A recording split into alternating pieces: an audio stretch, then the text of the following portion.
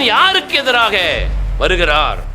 முதல்ல தேவனுடைய பிள்ளைகளுக்கு எதிராக குற்றம் சுமத்தினவர்களுக்கு விரோதமாக, அவர்கள் குடும்பத்தினருக்கு விரோதமாக. தேவனுடைய பிள்ளைகளாக இருக்கிற நீ எனக்கு மாறுபாடாக கிரியை செய்ததினாலே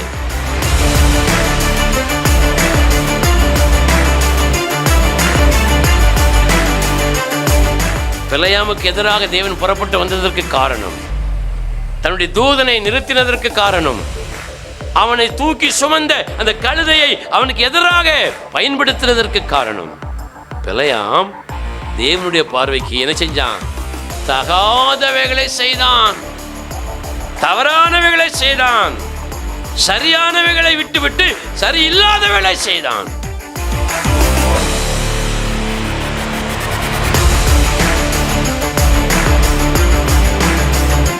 ஒருவேளை நாம் செய்கிற காரியங்கள் தேவனுக்கு தகாததாக சரியில்லாதாக இருக்குமானால், ஆவிக்குரிய வாழ்க்கையாக இருந்தாலும் சரி, உங்கள் குடும்ப வாழ்க்கையாக இருந்தாலும் சரி, உங்கள் தொழில் சம்பந்தப்பட்ட வாழ்க்கையாக இருந்தாலும், உங்கள் வேலை சம்பந்தப்பட்ட வாழ்க்கையாக இருந்தாலும், தேவனுடைய ஜனமாக ஊழியக்காரனாக தேவனுடைய விசுவாசிகளாக இருக்கிற நாம் தேவனுடைய பார்வைக்கு தகாததாய் செய்து கொண்டே இருப்போமானால் கொள்ளை நோய்கள், வாதைகள் ஒன்றன் ஒன்றாக நம்முடைய வாசஸ்தலத்திற்குள்ளே நுழையும்.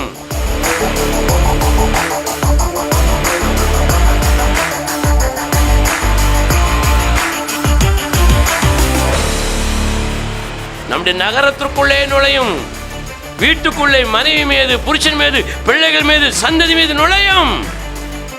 காரணம், உன் பணத்தையும் உன் படிப்பையும் உன்னுடைய அதிகாரத்தையும் வைத்துக்கொண்டு எனக்கு எதிராக யார் வருவான், எவள் வருவாள் என்று பெருமையோடு பேசிக் கொண்டிருக்கிற, மேட்டிமையோடு நினைத்து கொண்டிருக்கிற உனக்கு விரோதமாக நானே வருவேன் என்று சொல்றார். அல்லேலூயா.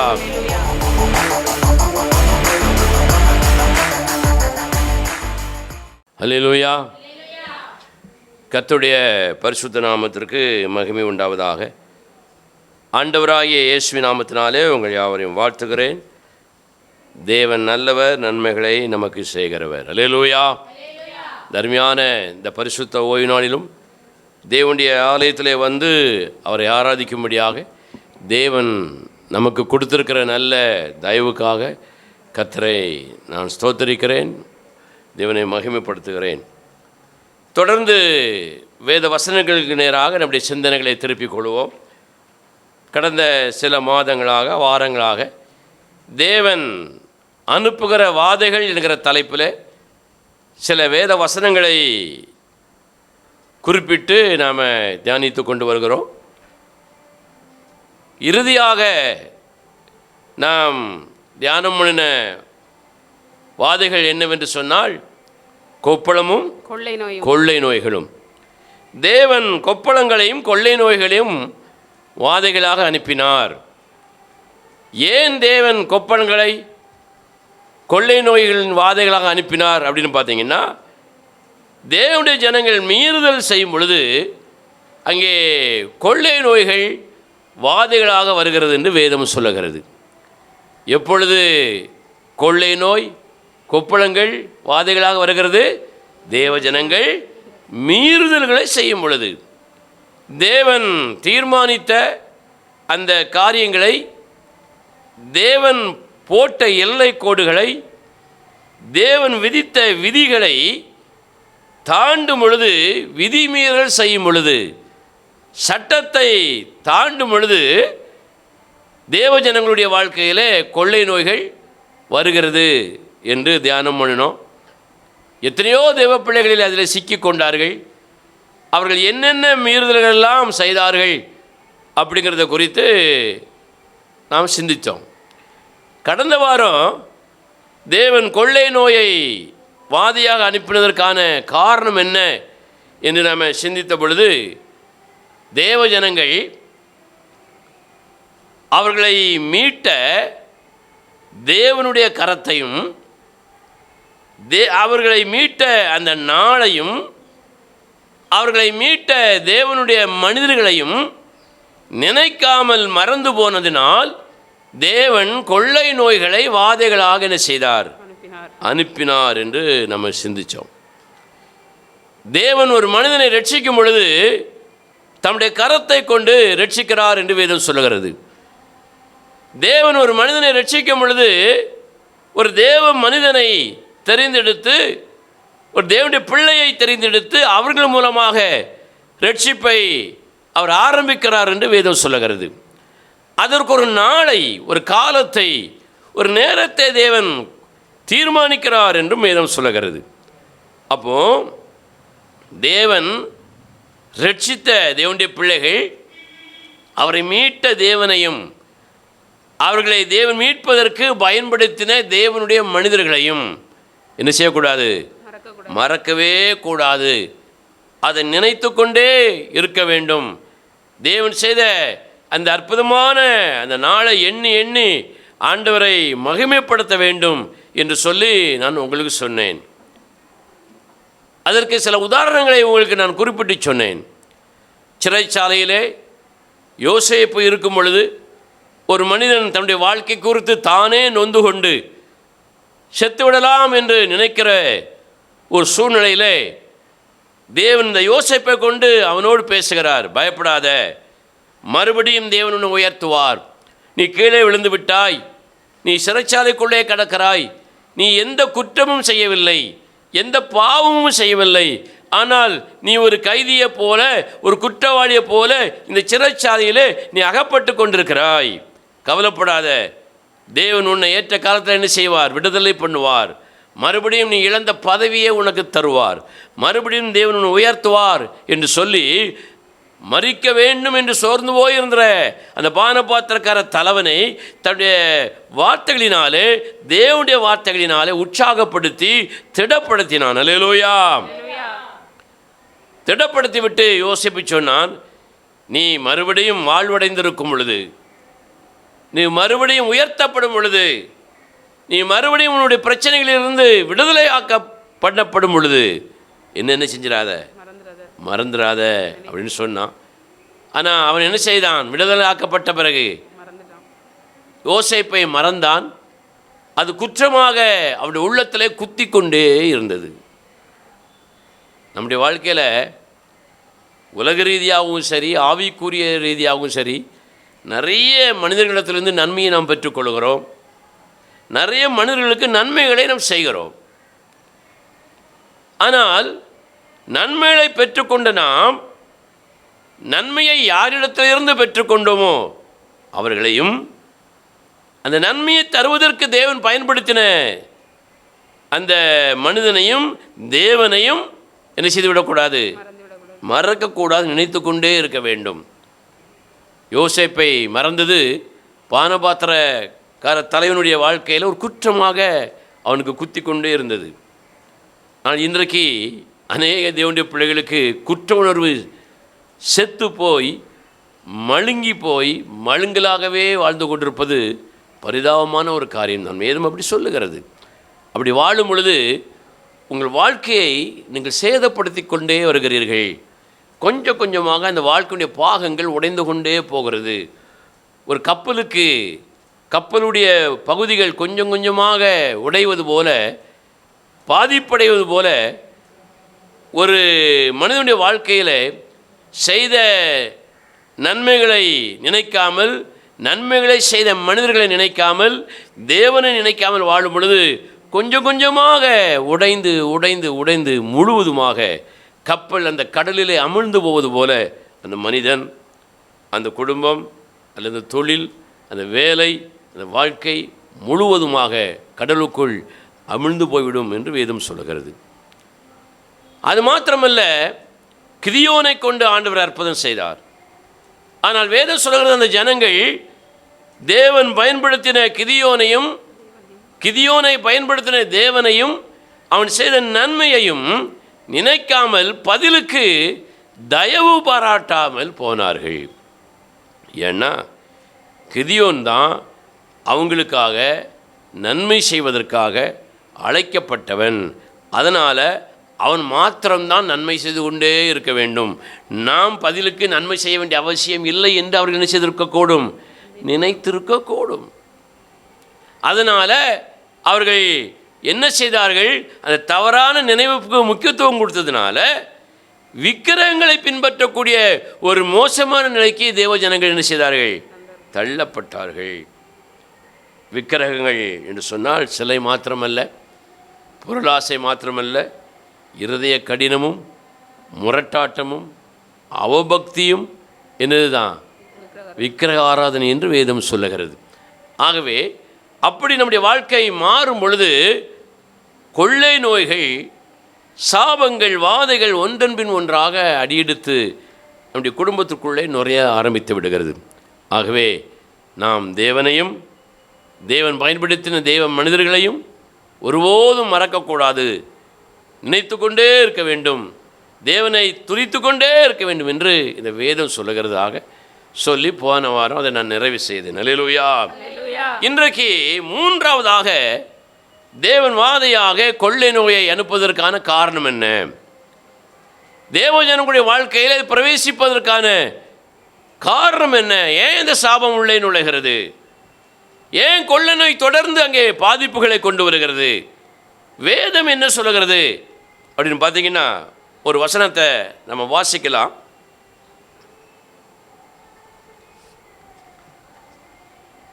வேத புஸ்தகத்தை திருப்பிக் கொள்வோம், வாசிக்கலாம். எரேமியா தீர்க்கதரிசியின் புஸ்தகம் 21வது அதிகாரம் 5வது வசனத்தையும் 6வது வசனத்தையும் ஒருவர் வாசிக்கலாம். எரேமியா தீர்க்கதரிசியின் புஸ்தகம் 21ஆம் அதிகாரம் 5வது வசனத்தையும் 6வது வசனத்தையும். நான் நீட்டின கையினாலும் பலத்த புயத்தினாலும் கோபமும் உக்கிரமும்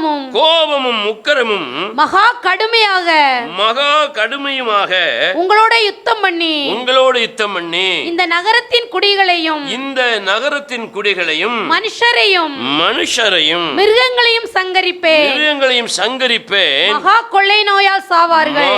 கொள்ளை நோயால் சாவார்கள் என்று வேதம் சொல்லுகிறது.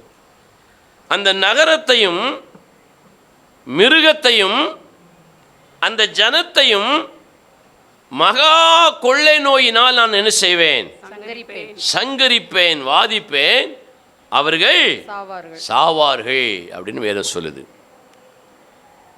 தேவன் தம்முடைய தீர்க்கதரிசிகளை கொண்டு பல விஷயங்களை பேசினது போல இங்கே எரேமியா என்கிற தீர்க்கதரிசியை கொண்டு பேசுகிறார். தேவ ஜனங்களோடு ஒரு எச்சரிப்பை அவர் கூறுகிறார். என்ன சொல்கிறார்? இந்த ஜனங்கள், இந்த நகரம், மிருகங்கள் எல்லாவற்றின் மீதும் நான் என்ன கொண்டு வர போகிறேன்? கொள்ளை நோயை கொண்டு வரப்போகிறேன். அந்த கொள்ளை நோயிலிருந்து அவர்களுக்கு என்ன கிடைக்காது? விடுதலை கிடைக்காது, சுகம் கிடைக்காது. ஆகவே அவர்கள் என்ன செய்வார்கள்? சாவார்கள் என்று வேதம் சொல்லுகிறது. தேவன் தம்முடைய ஜனங்களை இப்படி ஒரு வாதையான கொள்ளை நோய்க்கு, அதன் மூலமாக மரித்து போகிற ஒரு சாபமான ஒரு நிலைக்கு ஒப்பு கொடுப்பதற்கு என்ன காரணம்? முதல்ல கொள்ளை நோய் வந்ததற்கான காரணம் மீறுதல். இரண்டாவதாக கொள்ளை நோய் வந்ததற்கான காரணம் தங்களை மீட்ட தேவனையும் தங்களை மீட்பதற்கு தேவன் பயன்படுத்தின தேவனுடைய மனிதர்களையும் நினையாமல் போனது என்று வேதம் சொல்கிறது. இங்கே கொள்ளை நோய் என்கிற சாபத்தை அனுப்பி மரணத்தை தேவன் அனுமதிப்பதற்கான காரணம் என்ன? வாசிக்க பார்க்கலாம். அதே எரேமியா தீர்க்கதரிசியின் புஸ்தகம் 21ஆம் அதிகாரம் 13வது வசனத்தை வாசிங்கள். எரேமியா 21ஆம் அதிகாரம் 13வது வசனத்தை வாசியுங்கள். இதோ பள்ளத்தாக்கில் வாசம் பண்ணுகிறவளே, சமமான இடத்தில் கண்மலையாய் இருக்கிறவளே, சமமான இடத்திலே கண்மலையாக உறுதியாக இருக்கிறவளே, எங்களுக்கு விரோதமாக வருகிறவன் யார் என்றும், எங்கள் வாசஸ்தலங்களுக்குள் எங்கள் வீட்டுக்குள் வருகிறவன் யார் என்றும் சொல்லுகிற உனக்கு நான் எதிராளியாக இருக்கிறேன் என்று கர்த்தர் சொல்லுகிறார். ஆண்டவர் தேவ ஜனங்களுக்குள்ளே கொள்ளை நோயை அனுப்பி சாகடிக்க காரணம் என்ன? வேதம் சொல்கிறது, பள்ளத்தாக்குகளிலே சமமான நகரங்களிலே குடியிருந்து கொண்டு அவர்கள் என்ன சொல்லுகிறார்களாம், எனக்கு விரோதமாக வருகிறவன் யார், எனக்கு விரோதமாக எழும்புகிறவன் யார், எனக்கு விரோதமாக செயல்படுகிறவன் யார் என்று சொல்லிக் கொள்கிறார்கள். அப்படி கொள்ளுகிற உனக்கு விரோதமாக ஒருவேளை மனிதர்கள் எழும்பாமல் இருக்கலாம், பிசாசு கூட எழும்பாமல் இருக்கலாம். ஆனால் யார் எழும்புவா? நான் எழும்புவேங்கிறார். அல்லேலூயா. எனக்கு எதிராக யார் வருவார்கள் என்று துணிகரமாக பெருமையோடு மேட்டுமையோடு பேசிக்கொண்டிருக்கிற தேவஜனத்துக்கு எதிராக தேவன் வருவார். அப்படி வரும் பொழுது கொள்ளை நோய்கள் சாபங்கள் அவர்களை பிடிக்கும் என்று வேதம் சொல்லுகிறது. நான் இந்த வசனத்தை தியானிக்கும் பொழுது ஒரு வசனம் எனக்கு ஞாபகத்துக்கு வந்தது. வேதத்தில் வாசிக்கிறோம், எனக்கு விரோதமாய் வருகிறவன் யார் என்று கேட்கிற அநேக மனிதர்களை நம்ம பார்க்குறோம். சிலர் வெளியவே கேட்பாங்க, சிலர் இருபத்திற்குள்ளேயே கேட்டுட்ருப்பாங்க. யார் எனக்கு எதிராக வர முடியும், யார் என்கிட்ட பேச முடியும், எவன் வர முடியும், எவன் வர முடியும், ஒருத்தனும் வர முடியாது, ஒருத்தி வர முடியாது, என்ன நினைச்ச முடியாது, அசைக்க முடியாது. நான் சமமான இடத்திலே குடியிருக்கிறேன், நான் பள்ளத்தாக்கிலே குடியிருக்கிறேன், பலத்தோடு குடியிருக்கிறேன், ஆசீர்வாதங்களோடு கூடியிருக்கிறேன். என்னை ஒருவனும் வந்து என்ன செய்ய முடியாது, அசைக்க முடியாது. எவன் வருவான், எவள் வருவாள் என்று பெருமையோடு பேசிக்கொண்டிருக்கிற அநேக ஜனத்தை போல, தேவ ஜனங்களைப் போல, அப்படி நினைக்கிற ஆவிக்குரியவர்களைப் போல அன்றைக்கு தேவ ஜனம் எண்ணிக்கொண்டே இருந்தது. இப்படி அவர்கள் எண்ணிக்கொண்டிருக்கும் பொழுது அது எவ்வளவு பெரிய தேவனுக்கு எதிரான ஒரு செயல். தேவனே அவர்களுக்கு விரோதமாக வருகிற ஒரு காரியத்தை தூண்டும்படியான ஒரு செயல் என்று வேதம் சொல்லுகிறது. அப்போ நான் யோசித்தேன், எனக்கு விரோதமாக யார் அப்படின்னு கேட்பதற்கு பதிலாக எப்படி கேட்டிருக்கலாம் தெரியுமா? கர்த்தர் என் பட்சத்தில் இருக்கிறார், எனக்கு விரோதமாக வருகிறவன் யார்? கரங்களை தட்டி கர்த்தரை மகிமைப்படுத்துங்க பார்க்கலாம். தேவன் என் பட்சத்தில் இருக்கிறபடினால் எனக்கு விரோதமாக வருகிறவன் யார்? தேவன் அவர்கள் பட்சத்தில் இல்லாததினால அந்த வசனத்தை முழுமையாக அவர்கள் இருதயத்திலும் சொல்ல முடியவில்லை, வெளியே செய்ய முடியல, சொல்ல முடியல. தேவன் நம் பட்சத்தில் இல்லாமல் இருந்தால் நமக்கு எல்லாருமே எதிராகத்தான் வருவார்கள்.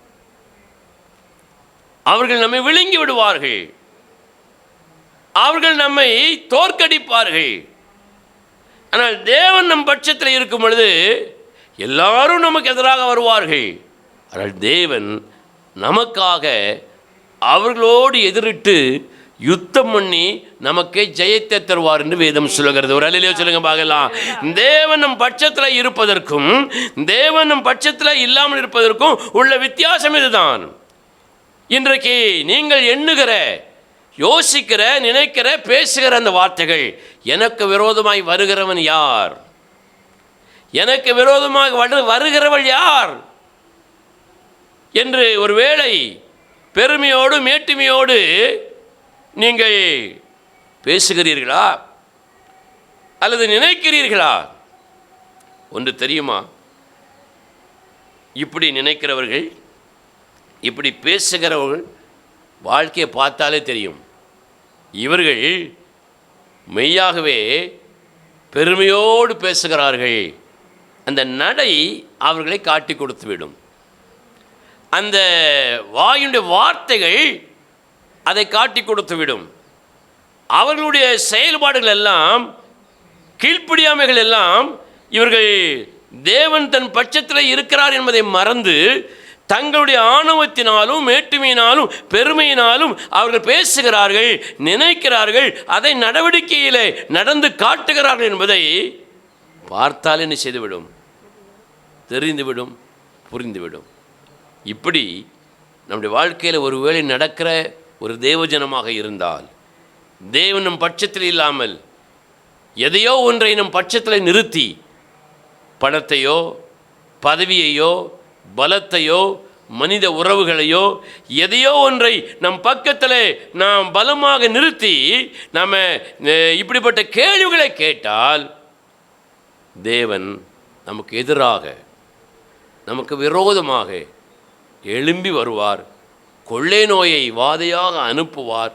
அது தேசத்தையும் நகரத்தையும் ஜனங்களையும் மிருக ஜீவன்களையும் எல்லா குடும்பங்களிலும் வாசஸ்தலங்களிலும் அது பெரிய ஒரு வேதனையை கொண்டு வந்துவிடும் என்று வேதம் சொல்லுகிறது. இதை கேட்கிற அருமையான தேவ ஜனமே, நீங்கள் என்றைக்காவது யாருக்கு எதிராகவது, எவன் எனக்கு எதிராக வர முடியும், எவள் எனக்கு எதிராக வர முடியும் என்று நினைத்திருக்கிறீர்களா? பேசி இருக்கிறீர்களா?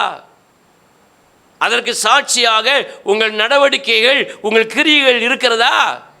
சிந்திச்சு பாருங்க, யோசித்து பாருங்க.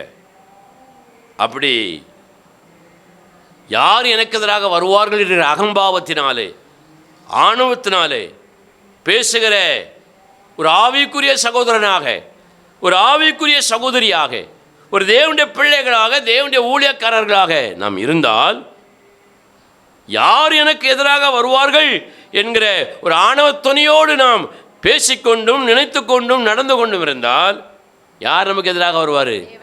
தேவனே நமக்கு எதிராக வருவார். தேவன் நம் பட்சத்தில் என்ன செய்ய மாட்டார்? இருக்க மாட்டார்.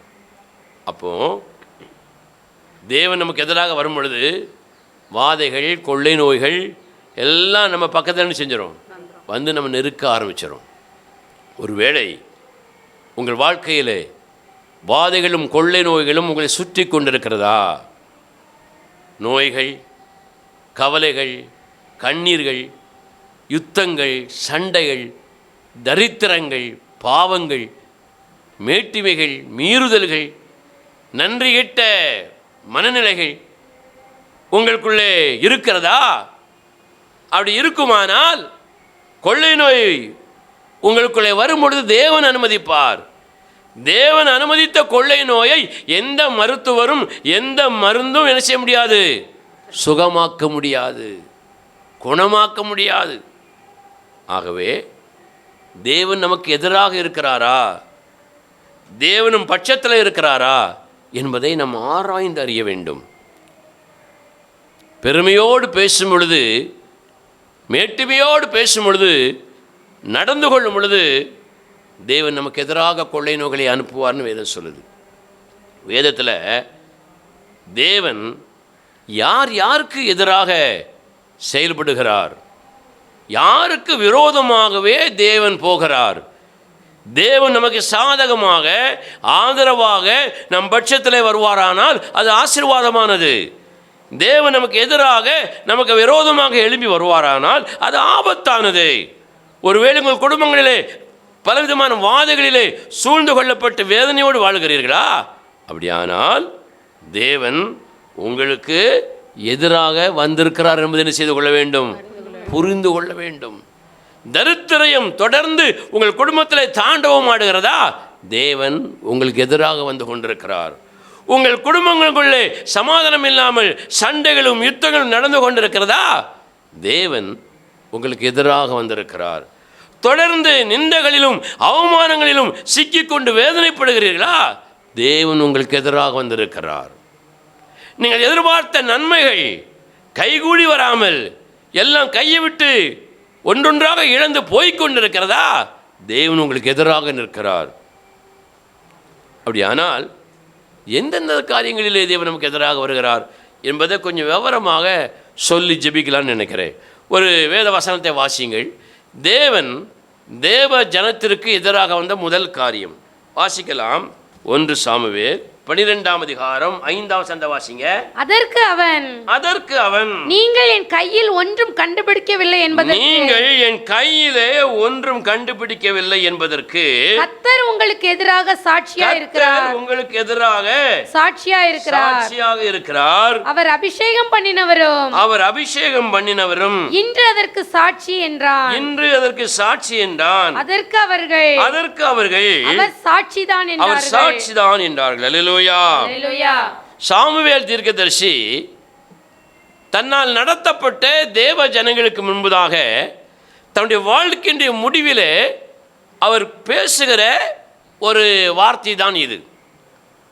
சின்ன பையனாக இருந்து, குழந்தையாக இருந்து, ஆலயத்தில் வளர்ந்து, தேவனுடைய அபிஷேகத்தை பெற்று ஊழியம் செய்து தீர்க்கதரிசனம் சொல்லி அநேக ஜனங்களை வழிநடத்தின ஒரு அருமையான தேவ மனிதன் சாமுவேல். அல்லேலூயா. இப்போ இந்த சாமுவேல் வாழ்க்கையினுடைய முடிவுக்கு வந்து விடுகிறார். வயதாகிவிட்டது, முதிர்ந்தவராக மாறிவிடுகிறார். ஆனால் அவர் முதிர்ந்தவராக மாறின பிற்பாடு கூட அவருடைய சோபங்கள் தேவனோடு இணைந்த சோபங்களாகவே இருந்தது. சந்தோஷமான ஒரு விஷயம். ஒரு அல்லேலூயா சொல்லுங்க பார்க்கலாம். சிலருக்கு இளம் பிராயங்களிலே ஆண்டவரோடு இணைந்திருப்பார்கள். முதிர் வயது வரும் பொழுது ஆண்டவரோட தூர போய் பிசாசுகளோடு இணைந்திருப்பார்கள். சிலர் இளம் பிராயங்களிலே பிசாசுகளோடு இணைந்திருப்பார்கள். முதிர் வயதிலே தேவனோடு இணைந்திருப்பார்கள். இது அவரவர்களுடைய மனநிலையை பொறுத்தது. இங்கே சாமுவேல் தேவனோடு இணைந்து வாழ்ந்து கொண்டிருக்கிறான். இளம் பிராயத்திலிருந்தே, குழந்தை பருவத்திலிருந்தே முதிர் வயது வரைக்கும் இடைவிடாமல் தேவனோடு இணைந்து, தேவனை சார்ந்து, தேவனுடைய சத்தத்தை கேட்டு அதன்படி கீழ்ப்படிந்து வாழுகிற ஒரு மனுஷனாக இருக்கிறான். அவன் வாழ்க்கையினுடைய முடிவுக்கு வரும் பொழுது தேவ ஜனங்களை கூட்டுகிறான், தேவ சபையாரை கூட்டுகிறான். உங்களை போன்று, என்னை போன்று ஒரு ஊழியக்காரராக, ஒரு விசுவாசிகள் குடும்பமாக நிற்கிற ஒரு சபையை கூட்டுகிறான். கூட்டி அந்த சபையாரோடு பேசுகிறான். என்ன பேசுகிறான்? வாசிக்க பார்க்கலாம். 1 சாமுவேலின் புஸ்தகம் 12ஆம் அதிகாரம் 3வது வசனத்தையும் 4வது வசனத்தையும் வாசிக்க பார்க்கலாம். இதோ இருக்கிறேன், இதோ இருக்கிறேன். சபைக்கு முன்பதாக, தேவ ஜனங்களுக்கு முன்பதாக சாமுவேல் சொல்கிறார், இதோ இருக்கிறேன். கர்த்தரின் சந்நிதியிலும், கர்த்தருடைய சந்நிதியிலும், அவர் அபிஷேகம் பண்ணி வைத்தவருக்கு முன்பாகவும் என்னை குறித்து சாட்சி சொல்லுங்கள். என்னை குறித்து சாட்சி சொல்லுங்கள். தேவ ஜனங்களுக்கு முன்பதாக சாமுவேல் தன்னை நிறுத்தி கொண்டு சொல்கிறான், நான் இருக்கிறேன், நீங்கள் இருக்கிறீர்கள், தேவனால் அபிஷேகம் பண்ணப்பட்டவர்கள் இங்கே இருக்கிறீர்கள், எல்லாவற்றுக்கும் மேலாக தேவன் இங்கே இருக்கிறார். இப்போ என்னை பற்றி என்ன சொல்லுங்க? சாட்சி சொல்லுங்க அப்படின்னு சாமுவேல் தீர்க்கதரிசி சொல்லுகிறார். இன்றைக்கு நாம் நம்முடைய சபைக்கு உள்ளே, நாம் வாழுகிற நம்முடைய தெருவுக்கு உள்ளே, நம்முடைய குடும்பத்திற்குள்ளே என்னை குறித்து நீங்கள் சாட்சி சொல்லுங்கள் அப்படின்னு சொல்ல முடியுமா? சபைக்குள்ளே சொல்ல முடியுமா? இந்த பிரதர், இந்த சிஸ்டர் உண்மையிலே தேவனுக்கு சாட்சியாக வாழுகிறவர்கள் என்று சொல்ல முடியுமா? நாம் கேட்க முடியுமா? தெருவில் இந்த சகோதரன், இந்த சகோதரி உண்மையிலே தேவனுக்கு பயந்து வாழுகிற சகோதரன், சகோதரி என்று நம்மை குறித்து சாட்சி சொல்ல முடியுமா? இல்லாவிட்டால் நம்முடைய வீடுகளிலே, குடும்பத்திலே ஒரு நல்ல ஒரு சகோதரன், நல்ல ஒரு சகோதரி என்று நம்மை குறித்து சாட்சி சொல்ல முடியுமா? சாமுவேல் கேட்கிறார், என்னை குறித்து சாட்சி சொல்லுங்கள். நீங்கள் கேட்க முடியுமா? உங்கள் குடும்பத்திற்குள்ளே, நீங்கள் ஐக்கியம் வைத்திருக்கிற உங்கள் சபைகளுக்குள்ளே, நீங்கள் வேலை பார்க்கிற, தொழில் செய்கிற இடங்களுக்குள்ளே, நீங்கள் வசிக்கிற வாழ்கிற உங்கள் தெருவுக்குள்ளே என்னை குறித்து நீங்கள் சாட்சி சொல்லுங்கள் என்று தைரியமாக ஒரு கேள்வியை நீங்கள் கேட்க முடியுமா? என்னால் கேட்க முடியும் என்று சொல்லக்கூடியவர்கள் சத்தமாய் ஒரு அல்லேலூயா சொல்லுங்க பார்க்கலாம். வேதம் சொல்லுகிறது, சாமுவேல் இப்படி ஒரு கேள்வியை கேட்டான்.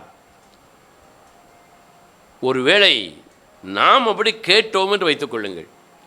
நீங்கள் உங்கள் வீட்டில் கேட்குறீங்க, குடும்பத்துக்குள்ளே கேட்குறீங்க, புருஷன்கிட்ட கேட்குறீங்க, மனைவிட்ட கேட்குறீங்க, பிள்ளைகள்கிட்ட கேட்குறீங்க, மாமனார் மாமியார் மருமகள்கிட்ட கேட்குறீங்க, மருமகன்கிட்ட கேட்குறீங்க, மருமகட்ட கேட்குறீங்க, பாட்டிகிட்ட கேட்குறீங்க, பேரப்பிள்ளைகிட்ட கேட்குறீங்க, ஸ்கூலில் கேட்குறீங்க, தெருவில் கேட்குறீங்க, சபையில் கேட்குறீங்க, வேலை பார்க்குற இடத்துல கேட்குறீங்க.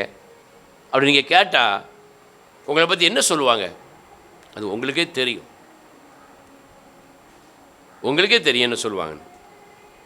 சாமுவேல் என்னை குறித்து நீங்கள் சாட்சி சொல்லுங்கள் அப்படின்னு சொல்லிட்டு அவர் என்ன சொல்றாரு பாருங்க, வாசிங்க.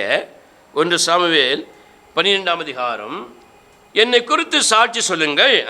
நான் யாருடைய எருதை எடுத்துக்கொண்டேன்? யாருடைய எருதையாவது எடுத்துக்கொண்டேனா? நான் யாருடைய கழுதை எடுத்துக்கொண்டேன்? நான் யாருடைய கழுதையாவது எடுத்துக்கொண்டேனா? யாருக்கு அநியாயம் செய்தேன்? யாருக்கு நான் அநியாயம் செய்தேன்? யாருக்கு இடுக்கண் செய்தேன்? யாருக்கு இடுக்கண் செய்தேன்? யார் கையில் பரிதானம் வாங்கி கொண்டு, யார் கையில் லஞ்சம் பரிதானம் வாங்கி கொண்டு கண் சாடையா இருந்தேன்? கண் சாடையாக கண்டும் காணாதவன் போல, கண்டும் காணாதவள் போல நான் இருந்தேனா? சொல்லுங்கள்.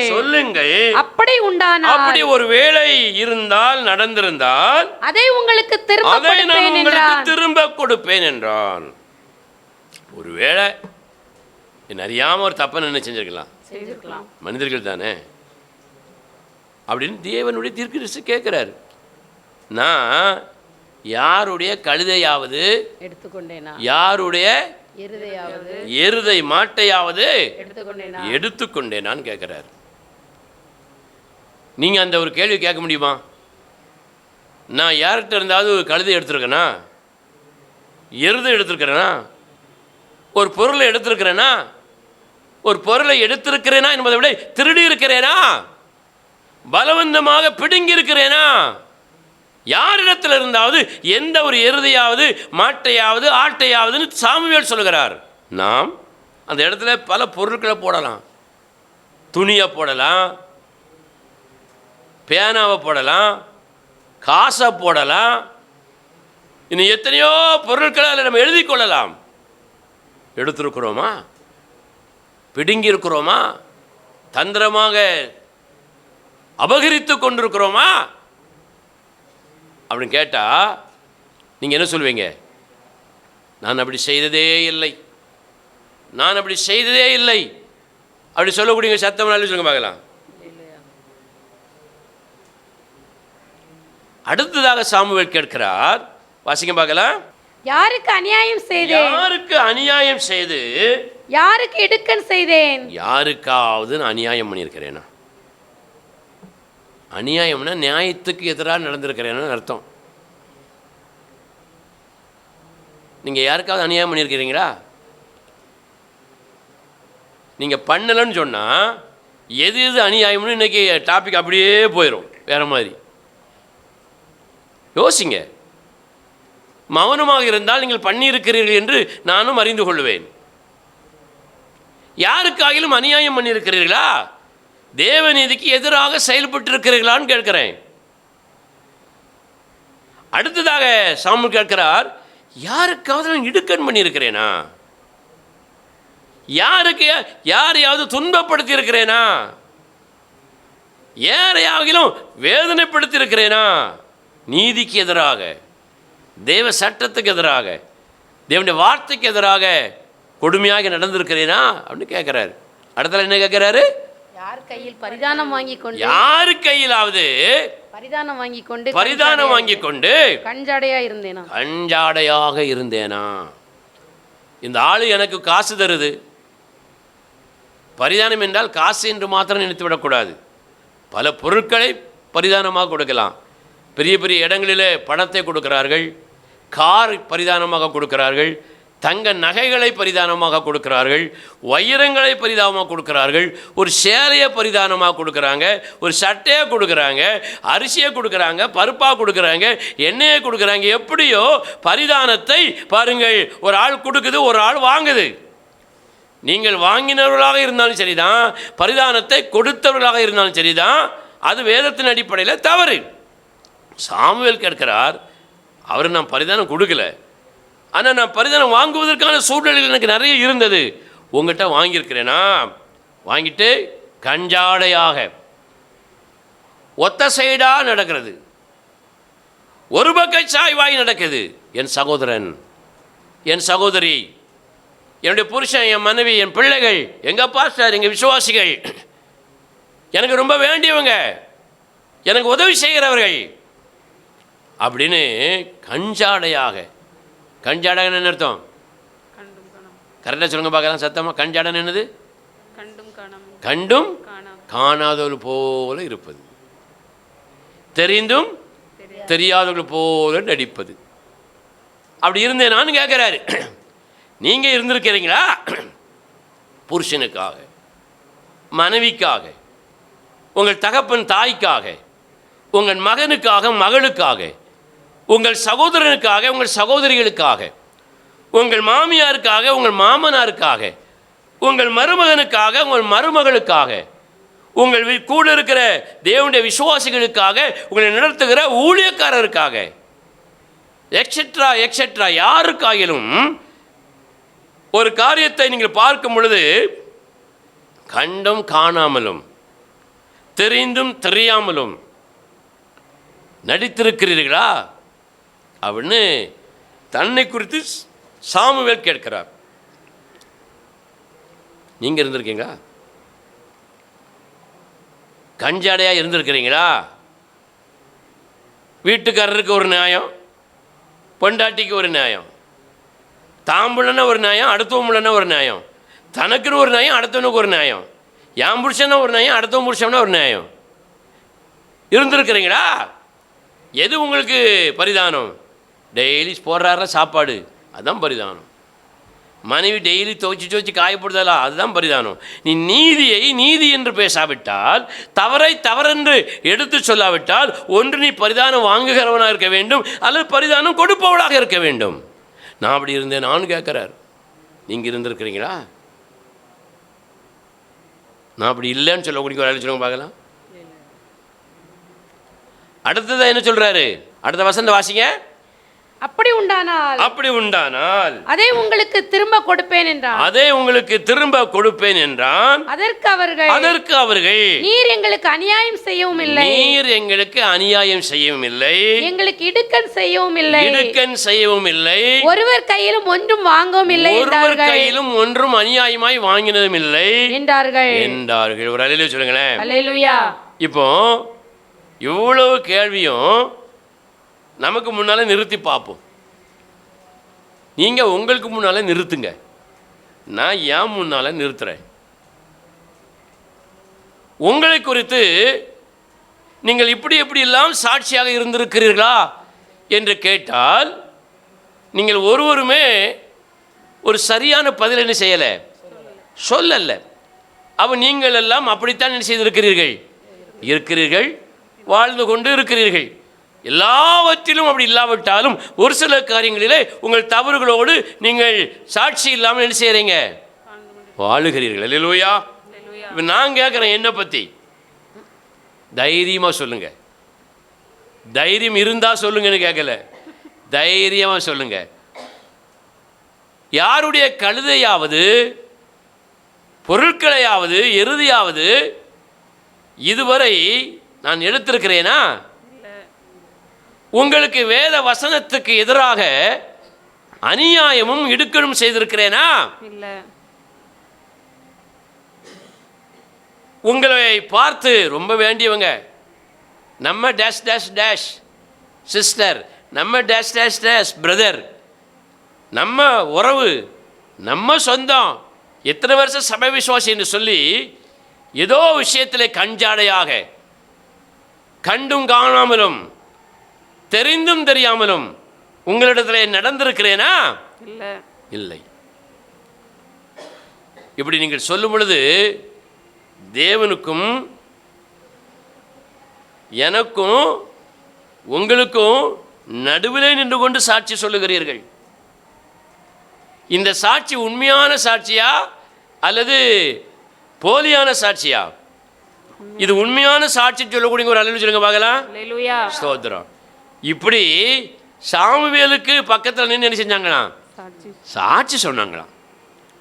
உங்களுக்கும் பக்கத்தில் நின்று சாட்சி சொல்ல முடியாத ஒரு வாழ்க்கையை அமைத்துக் கொள்ளுங்கள். சாமுவேலுக்கு எதிராக சாட்சி சொல்வதற்கு இங்கே ஒருவரும் இல்லை, ஒரு காரியமும் இல்லை. அவர் சாமுவேல் சொல்றாரு, இப்போ சொல்லிட்டீங்க, இப்போ சொல்லிட்டு வீட்டில் போய் ரோட்டில் போய் வெளியே போய் ஏதாவது ஒரு குற்றச்சாட்டு, ஏதாவது தேவ மனிதனுக்கு எதிரான விரோதமான ஒரு சாட்சி உங்கள் சுயநலத்தின் அடிப்படையில், உங்கள் மதியீனத்தின் அடிப்படையில், உங்கள் குடும்பத்தின் சார்பில் நீங்கள் சொன்னால், பேசினால், வேதம் சொல்லுகிறது, வாசிங்க பார்க்கலாம். 1 சாமுவேல் 12ஆம் அதிகாரம் 5ஆம் வசனத்தை இப்போ வாசிங்க. அதற்கு சாமுவேல், நீங்கள் என் கையில் ஒன்றும் கண்டுபிடிக்கவில்லை என்பதற்கு கர்த்தர் உங்களுக்கு எதிராக சாட்சியாக இருக்கிறார். அவர் அபிஷேகம் பண்ணினவரும் இன்று அதற்கு சாட்சி என்றான். அதற்கு அவர்கள் சாட்சிதான் என்றார். அல்லேலூயா. இந்த வசனத்தினுடைய ஆழமான அர்த்தம் என்ன தெரியுமா? தேவனுடைய மனிதனிடத்தில் என்ற குற்றத்தையும் குறைவையும் கண்டுபிடிக்க முடியாமல் நீங்கள் அவர் சரியானவர் தான், தேவ வசனத்தின்படி அவர் சரியாக நடக்கிறார் என்று சொல்லி சாட்சி சொல்லிவிட்டு வெளியே போய் ஏதாவது ஏடாகூடமாக பேசினா உங்களுக்கு எதிராக யார் வருவாராம்? தேவனே வருவார். இங்கே ஒன்று அங்கே ஒன்று என்று செய்யக்கூடாது, பேசக்கூடாது. இங்கே நீதிமான், பரிசுத்தவான், சத்தியவான் என்று சொல்லிவிட்டு வெளியே போன துஷ்டன், துன்மார்க்கன், பிசாசு, பேய், பெரிய சாத்தான் இப்படிலாம் சொன்னீங்கன்னா, உங்கள் சாட்சிக்கு எதிராக நான் சாட்சி சொன்னால், என்னுடைய சாட்சிக்கு எதிராக நேர்மையான சாட்சி என்னிடத்தில் இருக்கும் பொழுது, உங்களிடத்தில் இருக்கும் பொழுது, அந்த சாட்சிக்கு எதிராக நான் சாட்சி சொன்னால் நமக்கு எதிராக யார் வருவா? தேவன் வருவார். அல்லேலூயா. கவனமாக இருக்கணும். தேவன் எதிராக வரும் என்ன வரும்? கொள்ளை நோய் வரும், தரித்திரம் வரும், வேதனை வரும், சண்டை வரும், சமாதான கேடு வரும், பலவிதமான குழப்பங்களும் வேதனைகளும் உள்ள வந்துடும். இந்த இடத்துல தேவன் நமக்கு எதிராக வருவதற்கான காரணம், நாம் சொன்ன உண்மையான சாட்சிக்கு விரோதமாக நம்முடைய சுயநீதி நிமித்தம், சுயநலத்து நிமித்தம், நம்முடைய சுய அறிவு நிமித்தம் எதையாவது தேவனுடைய மனிதர்களுக்கு எதிராக, தேவனுடைய பிள்ளைகளுக்கு எதிராக, அவர்களுடைய உண்மையான சாட்சிக்கு எதிராக நாம் பேசினால் தேவன் நமக்கு எதிராக வருவார். கொள்ளை நோய் வரும், வாதைகள் வரும், சாபங்கள் வரும். அவர்கள் சாவார்கள் என்று வேதம் சொல்லுகிறது. சங்கடப்படுவார்கள் என்று வேதம் சொல்லுகிறது. வேதத்தில் வாசிக்கிறோம், அருமையான ஒரு தேவ மனிதன் தானியேல் தீர்க்கதரிசி. தானியேல் தீர்க்கதரிசியை குறித்து வேதத்தில் நம்ம வாசிக்கிறோம். தானியேல் தீர்க்கதரிசி தேவனுக்கு பயந்த ஒரு நல்ல ஒரு தேவ மனிதன். அந்த தானியேல் தீர்க்கதரிசியை ராஜா பார்த்து அவன் தேசத்தில் அதிகாரத்தில் உயர்த்துகிறான், அதிகார பதவியிலே உயர்த்தி வைக்கிறான். அதிகார பதவியிலே உயர்த்தின உடனே அவனோடு இருந்த மற்ற அதிகாரிகள் இந்த தானியேல் மேலே குற்றம் சாட்டினார்கள் அப்படின்னு வேதம் சொல்லுது. தானியேல் நல்ல ஒரு தேவ மனுஷனுங்க. அதை பார்த்து ராஜா உயர்த்துறான். அப்போ அதிகாரிகளுக்கு மேலே உயர்த்தணும்னா பக்கத்தில் இருந்த அதிகாரிகளுக்கு என்ன பொறுக்க மாட்டாங்க?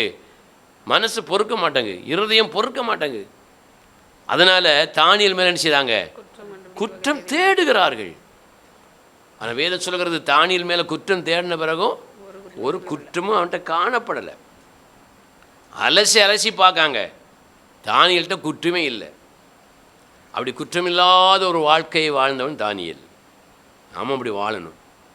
யாரும் நமக்கு எதிராக குற்றம் சொல்லி சாட்சி சொல்லிவிடக்கூடாது. ஆவிக்குரியவளாக இருக்கிற நாம் சாமுவேலை போல எனக்கு எதிராக ஒரு சாட்சி சொல்லுங்க பார்க்கலாம் அப்படின்னு சொல்லும் பொழுது, இல்லை, உமக்கு எதிராக ஒரு சாட்சியும் எங்களிடத்தில் இல்லை என்று அந்த ஜனங்கள் சொன்னது போல நம்மை பார்த்து சொல்லணும். தானியேலை பார்த்து அப்படித்தான் அன்றைக்கு அந்த ராஜா சொன்னான். அநேகர் சொன்னார்கள். ஆனால் கூட இருக்கிற சில பொறாமை குணம் உள்ளவர்கள் தானியேலுடைய உயர்வை பொறுக்க முடியாமல் அவனிடத்தில் ஏதாவது குற்றம் இருக்கிறதா என்று தேடினார்கள். ஒரு குற்றமும் இல்லை. அடுத்தல எந்த இடத்துக்கு வந்துட்டாங்க தெரியுமா? ஒரு குற்றத்தை சுமத்துவதற்கான இடத்துக்கு அவங்க வந்துட்டாங்க. எப்படியாவது இவன் மேல் ஒரு குற்றத்தை சுமத்தி விட வேண்டும், அப்படின்னா அவனை மட்டம் தட்ட முடியும். எங்கள் அம்மா அடிக்கடி சொல்லுவாங்க, குற்றம் இல்லைன்னு சொன்ன உடனே சிலர் என்ன சொல்லுவாங்களாம், நீ அமாவாசைக்கு பிறந்தது தப்பு, நீ பௌர்ணமியில் பிறந்தது தப்புங்க சொல்லுவாங்களாம். குற்றமே இருக்காதான், குற்றம் சாட்டணுங்கிறதுக்காக எதையாகிலும் ஒன்று சொல்லுவார்கள். இப்பொழுது தானியேல் மேலே குற்றமில்லை, குற்றம் சாட்டுவதற்கு சுமத்துவதற்கு அந்த அதிகாரிகள் எல்லாம் சூழ்ச்சி பண்ணினார்கள். ஒரு குற்றம் அவன் மேலே சாட்டக்கூடியதாக வந்தது. அது குற்றமில்லை, குற்றமாக திரிக்கப்பட்டது. என்ன குற்றம்? தானியேல் 3 வேளை என்ன செய்கிறாரு? ஜெபம் பண்ணுறாரு. தானியேல் 3 வேளையும் நல்ல முங்க சாப்பிட்றாருன்னு சொன்னால் கூட குற்றமாக சொல்லலாம். தானியேல் முழுக்க முழுக்க சாப்பிட்டு தூங்கிக்கிட்டே இருக்காரு, ஒழுங்காக நம்ம அரசவையில் வேலை பார்க்க மாட்டேங்கிறாருன்னா கூட குற்றமாக சொல்லலாம். தானியேல் அரசவைக்கே வரமாட்டேங்கிறாரு, ஊர் சுற்றிக்கிட்டே இருக்கிறாரு, அரசவையினுடைய காரியங்களை கவனிக்க மாட்டேங்கிறாருன்னு சொன்னால் கூட ஒரு குற்றமாக எடுத்துக்கிடலாம். ஆனால் என்ன குற்றம் வந்துட்டு? நல்லா செபிக்கிறான், தேவனே தேடுகிறான், எந்த சூழ்நிலையிலும் தேவனுக்காக கொடுக்க வேண்டிய நேரத்தை சரியாக போய் வழக்கம் போல அவன் கொடுக்கிறான்னு சொல்கிற பெரிய குற்றச்சாட்டை தானியேல் மேலே வைத்தாங்க. அல்லேலூயா. தந்திரமாக தானியேலை ஒரு குற்றச்சாட்டுக்குள் எதிரிகள், பொறாமையுள்ளவர்கள் சிக்க வைத்தார்கள். அதனால் அவன் சிங்கக்கெபிக்குள்ளே தூக்கி போடப்பட்டான். குற்றமில்லாத தானியேல், குற்றம் சாட்டப்பட்ட சுமத்தப்பட்ட தானியேல் சிங்கக்கெபிகளுக்குள்ளே தூக்கி போடப்பட்டான். ஆனால் தேவன் குற்றமில்லாத வீணாய் குற்றம் சாட்டப்பட்ட தானியேலை சிங்கத்தின் வாயிலிருந்து தப்புவித்தார். கரங்களை தட்டி கத்திர மயங்கப்படுத்த பார்க்கலாம். ஹல்லேலூயா. இவ்வளோ நடந்தது. அவன் குற்றம் சாட்டினவர்கள் எங்கே? குற்றத்தை சுமத்தினவர்கள் எங்கே? விட்டுற முடியுமா? நாம் விட்டுட்டு போயிடுவோம். சிவந்த ஆட்களுக்கு தெரியாமல் குற்றம் சாட்டுது, குற்றம் சுமத்துது, தங்களை நியாயப்படுத்துறதுக்காக குற்றம் சாட்டுறாங்க. 1000 குற்றத்தை வச்சுட்டு ஒரு குற்றம் உள்ளவனை கழுத்து பிடிச்சி தூங்கிட்டு இருப்பாங்க. இப்படி குற்றம் சாட்டுறாங்கன்னா விட்டுட்டு போயிடுவோம். ஆனால் அந்த ராஜா அப்படி விடலை. தானியேலை குற்றம் சாட்டின, குற்றம் சுமத்தின அந்த மனிதர்களை கொண்டு வாங்கங்கிறான். அந்த அதிகாரிகளை கொண்டு வா, அந்த வேலையில் இருக்கிற உயர்ந்த பதவிகளில் இருக்கிற அவர்களை கொண்டு வா அப்படி சொல்லுகிறான். வசந்த வாசிக்க பார்க்கலாம். தானியேல் தீர்க்கதரிசியின் புஸ்தகம் 6ஆம் அதிகாரம் திருப்பிக் கொள்வோம். தானியேல் தீர்க்கதரிசியின் புஸ்தகம் 6வது அதிகாரம் 23வது வசனத்தையும் 24ஆம் வசனத்தை வாசிங்க. தானியேல் 6, 23, 24. அப்பொழுது ராஜா தன்னில் மிகவும் சந்தோஷப்பட்டு தானியேலை கெபியிலிருந்து தூக்கிவிடச் சொன்னான். அப்படியே தானியேல் கெபியிலிருந்து தூக்கிவிடப்பட்டான். அவன் தன் தேவன் பேரில் விசுவாசித்திருந்தபடியால் அவனில் ஒரு சேதமும் காணப்படவில்லை. கெபியிலிருந்து தானியேலை தூக்கின உடனே முதல்ல சந்தோஷப்பட்டது யாரு? ராஜா. உண்மையான அன்பு வச்சிருந்தவன் தானியேல் மேல. தானியேல் காப்பாற்றப்பட்டுட்டான்னு சொன்ன உடனே அவ்வளோ சந்தோஷம். நாமெல்லாம் சில சமயத்தில் இந்த சுகக்கேடுல போய் சேர்ந்துருவான்ல பார்த்தோம், இந்த ஆக்சிடென்ட்ல செத்து போயிடுவான்ல பார்த்தோம். என்ன பேச்சு நமக்கு எதிராக பேசினா அப்படி சொல்லி சில ஆட்கள் நினைப்போம், பொழைச்சிட்டாளே சோழி முடிஞ்சு போகல நான் நினச்சேன், தப்பிக்கிட்டாளே அப்படின்னு சிலரை குறித்து துஷ்ட விசுவாசிகள் ஊழியக்காரங்க என்ன செய்வாங்க? நினைப்பாங்க. இந்த ராஜா தானியேல் சிங்கக்கெபியிலிருந்து பாதிக்கப்படாமல் வெளியே வந்தால் அவ்வளோ சந்தோஷம். அந்த சந்தோஷத்தில் எடுத்த நடவடிக்கை அடுத்த வசந்த வாசிங்க. தானியேல் 6ஆம் அதிகாரம் 24ஆம் வசந்த வாசிங்க. தானியேலின் மேல் குற்றம் சாட்டின மனுஷனே என்றால் ராஜா கொண்டு வர சொன்னான். அவன் மேல குற்றம் சொன்னீங்கல்ல, இப்ப அவன் மேல என்ன இல்லை? குற்றம் இல்லை. தேவன் அவனை சிங்கத்தின் கெபியிலிருந்து சிங்கங்களின் வாயிலுக்கு என்ன செய்த? தப்புவிச்சிட்டாரு. அவனை தப்புவித்ததனால் அவன் மேல என்ன இல்லை? குற்றம் இல்லை என்று நிரூபிக்கப்பட்டு விட்டது. குற்றம் சுமத்தின நீங்க எல்லாம் வாங்கன்னு கூப்பிடுதான்.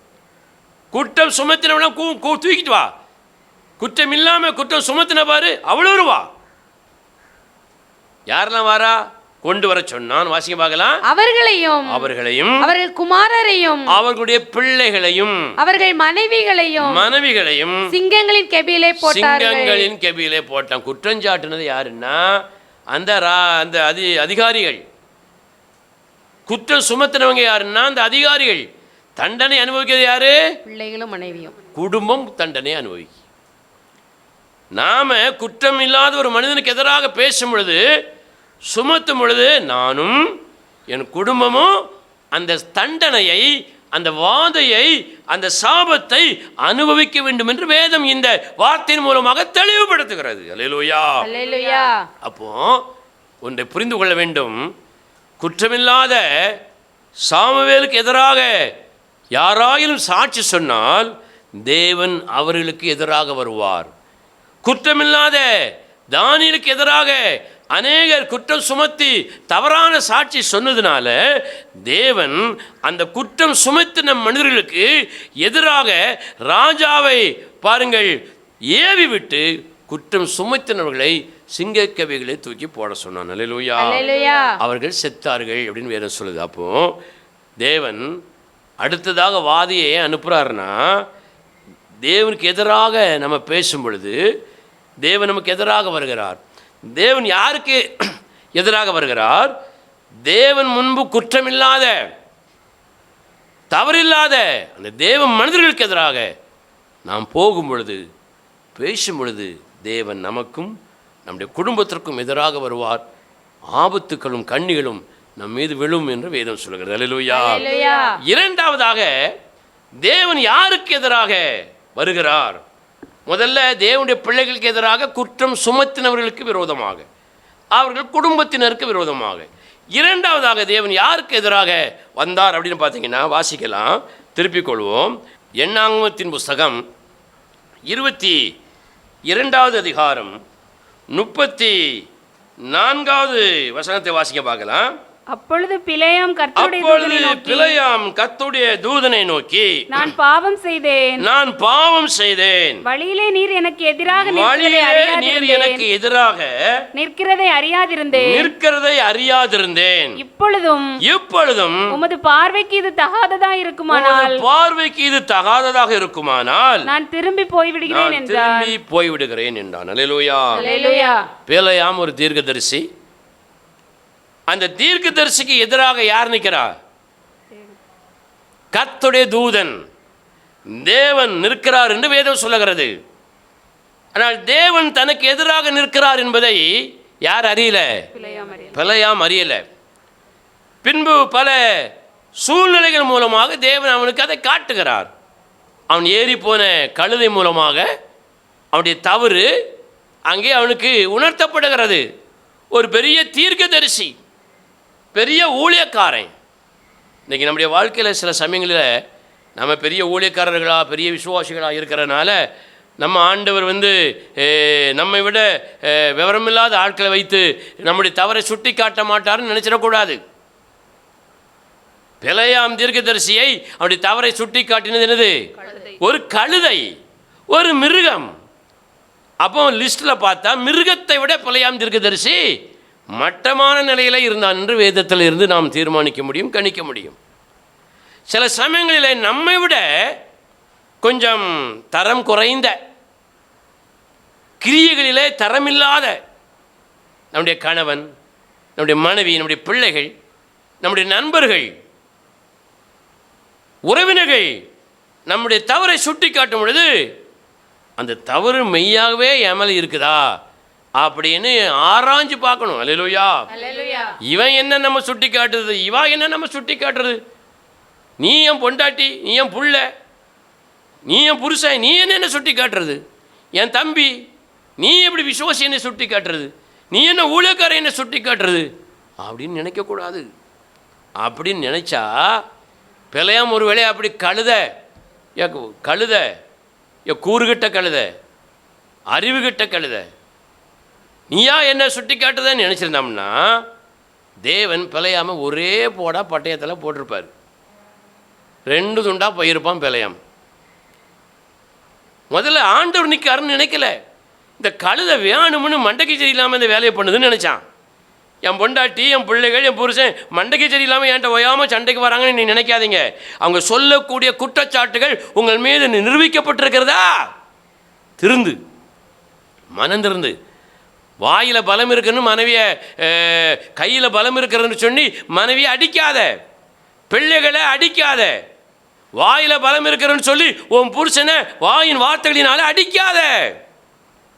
பணம் இருக்கிறன்னு சொல்லி விசுவாசிகளை நண்பர்களை அடிக்காத, பேசாத. கழுதையா இருந்தாலும் உனக்கு கற்றுக் கொடுக்குற பாடத்தை கற்றுக்கொள். பிள்ளையா மட்டும் ஆண்டவர் பேசுறாரு கழுத மூலமா, நீ செய்கிறது சரியில்லை, நீ செய்கிறது சரியில்லை அப்படின்னு சொல்கிறாரு. வாசிக்க பார்க்கலாம். என்னாகமம் 22ஆம் அதிகாரம் 32ஆம் வசனத்தை வாசிங்க. கர்த்தருடைய தூதனானவர் அவனை நோக்கி, கர்த்தருடைய தூதனானவர் பீலையாமை நோக்கி, நீ உன் கழுதையை இதனோட 3 தரம் அடித்ததென்ன? 3 தரம் அடித்ததென்ன? அல்லேலூயா, அல்லேலூயா. நீங்கள் எத்தனை தடவை அடிச்சிருக்கீங்க? பொண்டாட்டி எத்தனை தடவை அடிச்சிருக்கீங்க?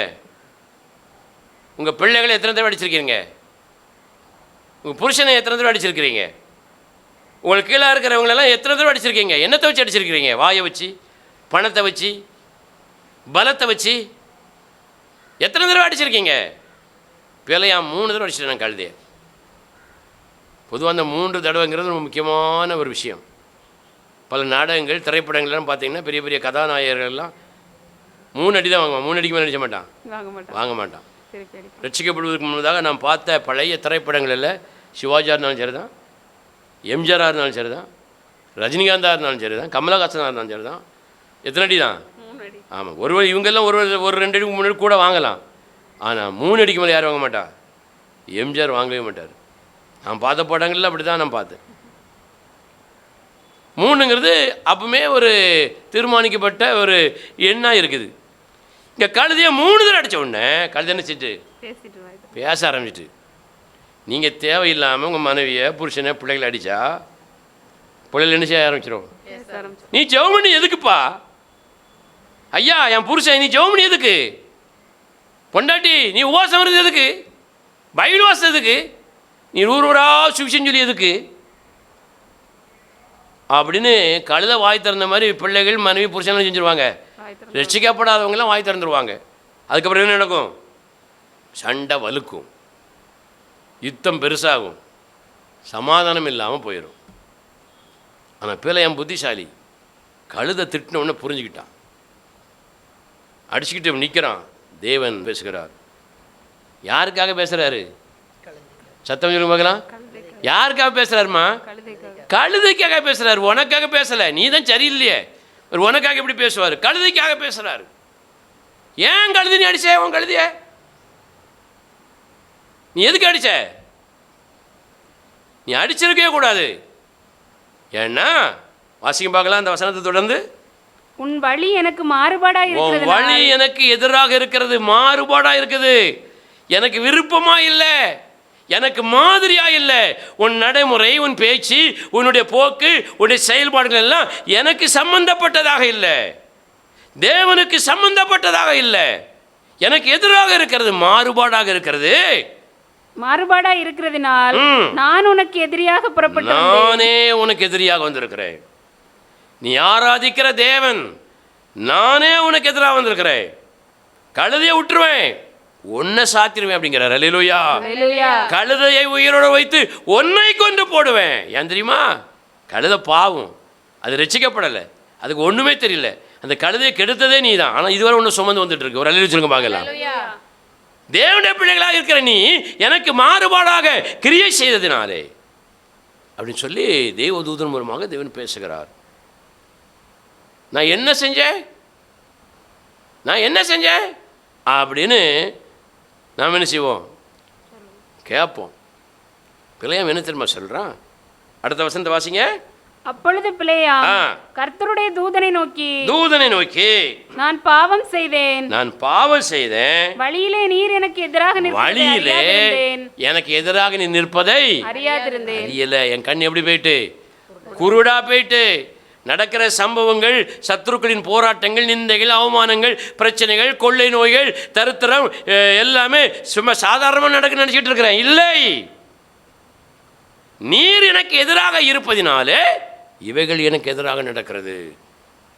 இப்போ எனக்கு கண்ணு திறந்துட்டு புரிந்து கொண்டேன் அப்படின்னு சொல்லிட்டு வாசிங்க பார்க்கலாம்.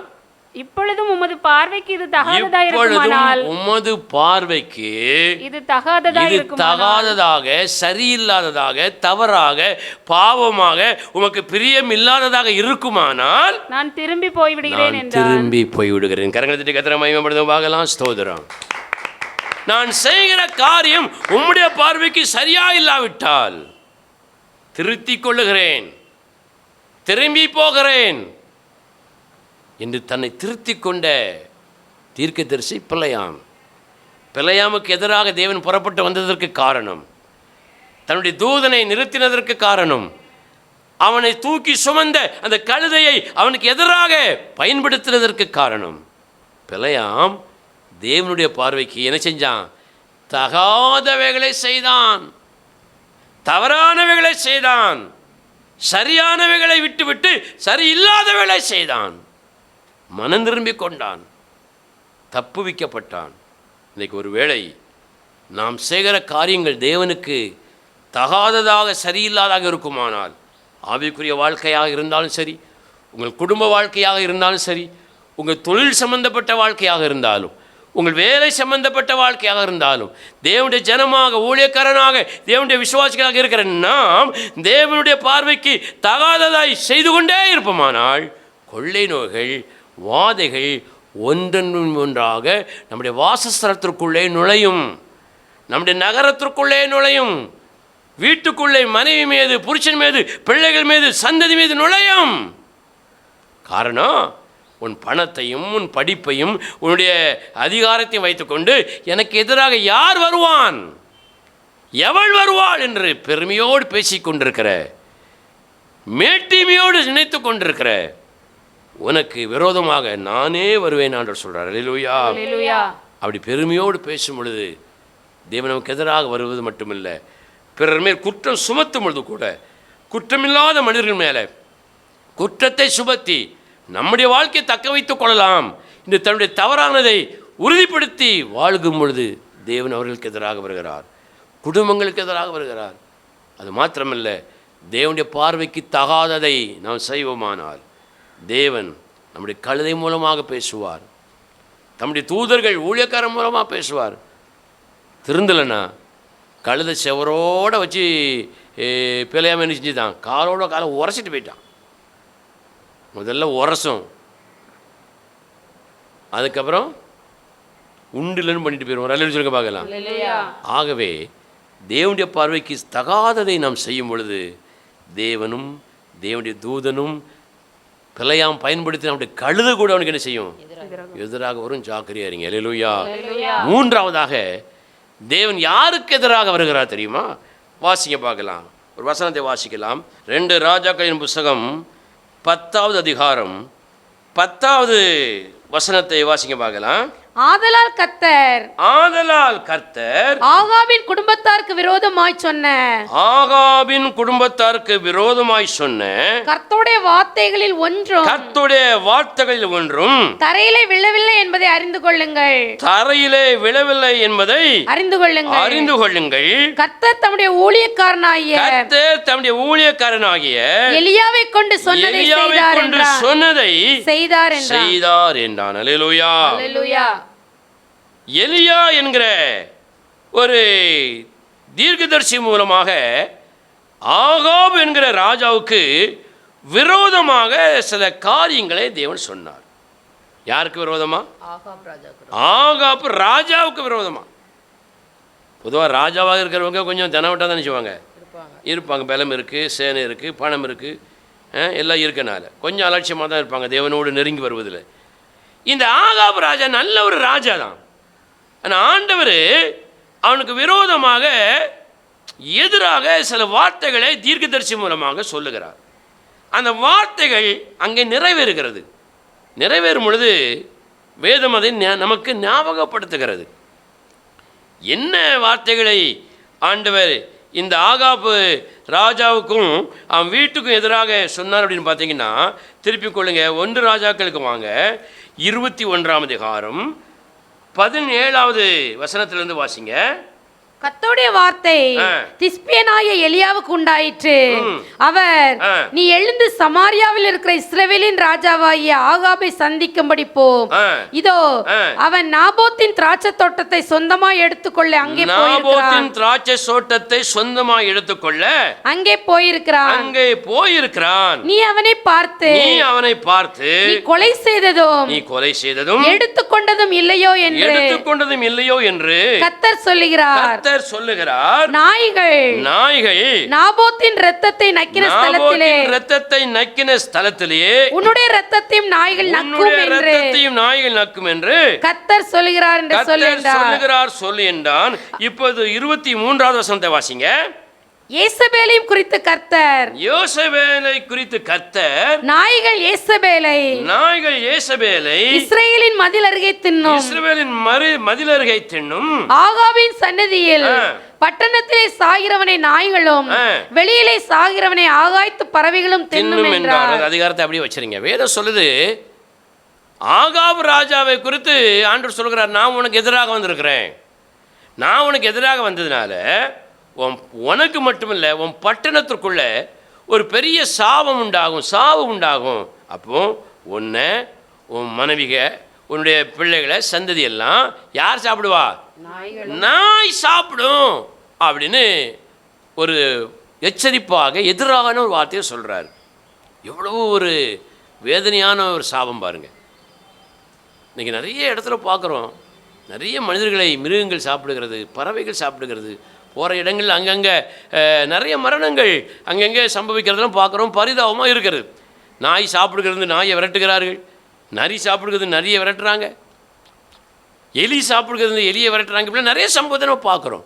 அப்போ ஏன் இந்த நாய்கள் சாப்பிடக்கூடிய அளவிற்கு தேவன் அவர்களுக்கு விரோதமாக எதிராக வார்த்தைகளை சொல்லி அதை நிறைவேற்றினார்? ஏன் அப்படின்னு பார்த்தீங்கன்னா, அதற்கு ஒரு வசனம் காரியத்தை வேதம் சொல்லுது. வாசிங்க. 1 ராஜாக்கள் 21ஆம் அதிகாரம் 25ஆம் வசனத்தை வாசிங்க. தன் மனைவியாகிய எசபேல் தூண்டிவிட்டபடியே கர்த்தரின் பார்வைக்கு பொல்லாப்பானதை செய்ய தன்னை விற்று போட்ட ஆகாபை போல ஒருவனும் இல்லை. கர்த்தர் இஸ்ரவேல் புத்திரருக்கு முன்னின்று துரத்திவிட்ட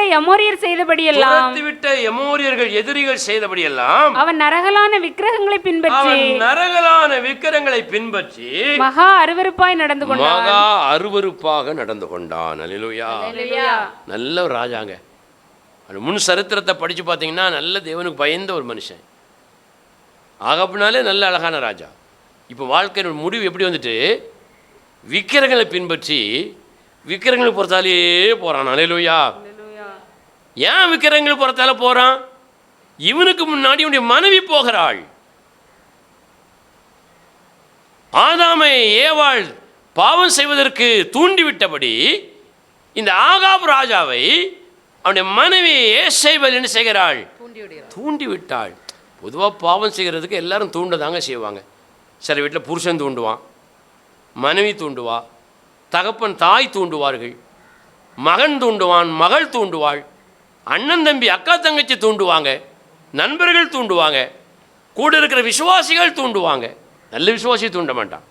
கூட இருக்கிற ஊழியக்காரன் தூண்டுவான், நல்ல ஊழியக்காரன் தூண்ட மாட்டான். இப்படி தவறு செய்வதற்கு பல விதங்களில் ஆகாபினுடைய மனைவி யோசேபேல் ஆகாபை தூண்டினது போல நம்மை பாவம் செய்வதற்கு நிறைய பேர் தூண்டுவார்கள். நம்ம என்ன செய்யணும்? துண்டு போட்டுறணும். அல்லேலூயா. இடைவெளி போட்டு விட வேண்டும். தூண்டுகிற ஆளை கொலை செய்து விடக்கூடாது. தூண்டுகிற ஆளிடத்தில் நம்மை விடுவித்து கொள்ள வேண்டும். சொல்லப்போனால் அவர்கள் நம்மை தூண்டுகிற பாவத்திற்கு உடன்பட்டு விடாதே அப்படின்னு வேதம் சொல்லுது. அல்லேலூயா. நீ ஆணா இருந்தாலும் பெண்ணா இருந்தாலும், புருஷனா மனைவியா எந்த ஒரு ஸ்தானத்தில் இருந்தாலும், ஊழியனா விசுவாசியாக இருந்தாலும், யார் ஒன்று எந்த தவறுக்கு பாவத்துக்கு தூண்டினாலும் அந்த பாவத்திற்கு உடன்படாமல் உன்னை சுத்தவானாக காத்துக்கொள் அப்படின்னு வேதம் சொல்லுது. அல்லேலூயா. இந்த இடத்துல நம்மை சுத்தவானாக காத்துக்கொள்ளாம என் புருஷன் சொல்ல தட்ட முடியல, எனக்கு அன்பான மனைவி சொல்ல தட்ட முடியல, என் மகள் சொல்ல தட்ட முடியல, என் மகன் சொல்ல தட்ட முடியல, என் தகப்பன்தாய் சொல்ல தட்ட முடியல என்று சொல்லி மனிதர்களுடைய சொல்லை தட்ட முடியாமல் தேவனுடைய சொல்லை நீங்கள் தட்டினால், மீறினால், கீழ்ப்படியாமல் நீங்கள் நடந்து கொண்டால் உங்களுக்கு விரோதமாக எதிராக தேவன் வருவார் என்று வேதம் சொல்லுகிறது. அல்லேலூயா. சிந்திச்சு பாருங்க. நேரம் நமக்கு அதிகம் இல்லை. ஏன் நமக்கு எதிராக வருகிறார்? தேவ ஜனத்துக்கு எதிராக தேவன் ஏன் வருகிறார்? குற்றமில்லாத மனிதர்கள் மேல் குற்றத்தை சுமத்தும் பொழுது தங்கள் சுயநலத்திற்காக, தங்கள் ஆதாயத்திற்காக, தேவனுடைய பார்வைக்கு தகாததை செய்து கொண்டு தன்னுடைய பார்வைக்கு சரியானதை செய்வது, தேவனுடைய பார்வைக்கு சரியானதை செய்யாமல் தன்னுடைய பார்வைக்கு சரியானதை செய்வது, தேவனுடைய பார்வைக்கு தகாததாய் நடந்து கொள்வது, தேவன் நமக்கு எதிராக வருவார். மூன்றாவதாக மனைவி தூண்டினா, புருஷன் தூண்டினா, என் புள்ள தூண்டுச்சு, என் பேரப்புள்ள தூண்டுச்சு, மாமனார் தூண்டினார், மாமியார் தூண்டினார், அவன் தூண்டுனான், இவன் தூண்டுனான்னு சொல்லி நீங்கள் வேறு நபர்களை நீங்கள் முன்னிறுத்துங்கள், தவறல்ல. ஏங்க அந்த பொம்பளோட பேசாதீங்க அப்படின்னு மனைவி சொன்னாலும் கேளுங்க. நான் பேசுகிறேன், உனக்கு என்ன ஏன் சந்தேகப்படுத அப்படி கேட்காதீங்க. பெற்றோர்கள் பிள்ளைகளை பார்த்து தவறான இந்த ஆண்மகனோடு பழகாத, தவறான இந்த பெண்மகளோடு பழகாதுன்னு சொன்னால் சரி அம்மா, சரி அப்பான்னு கேட்டுக்கொள்ளுங்க.